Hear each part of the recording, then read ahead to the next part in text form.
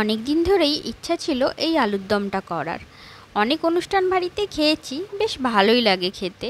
তা আমারও ইচ্ছে ছিল যে এরকমভাবে আলুর দমটা একদিন করব।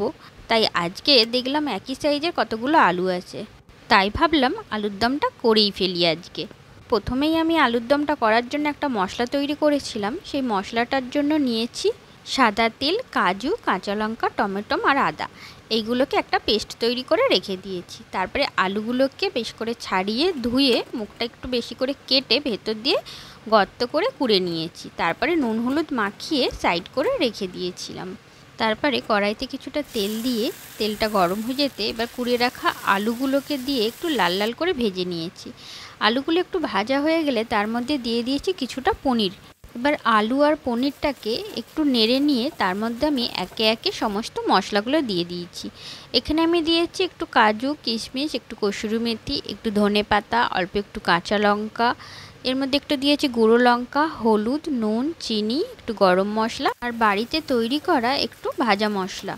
আর ভাজা মশলাটা তৈরি করতে আমার লেগেছে ধনে, জিরে, একটু মৌরি, শুকনো লঙ্কা আর গোলমরিচকে একটু শুকনো খোলায় নেড়ে নিয়ে গুঁড়ো করে নিলেই তৈরি হয়ে যাবে ভাজা মশলাটা। এবার এই সব কিছু দিয়ে বেশ ভালো করে নেড়ে পুরটাকে আমি তৈরি করে নিয়েছি।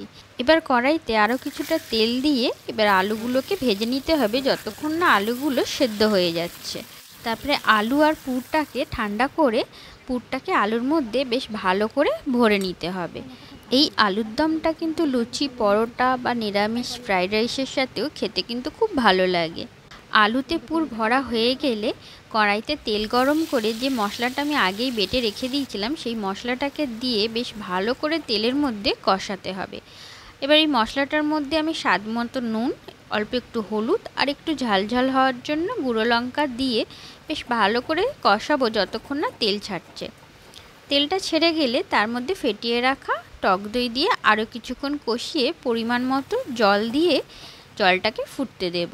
তারপরে জলটা ফুটে উঠলে তার মধ্যে পুর ভরে রাখা আলুগুলোকে দিয়ে ঢাকা দিয়ে কিছুক্ষণের জন্য আমি রান্নাটা হতে দেব। যেহেতু আলুগুলো আগেই সেদ্ধ হয়ে আছে তাই বেশিক্ষণ ফোটাতে লাগবে না।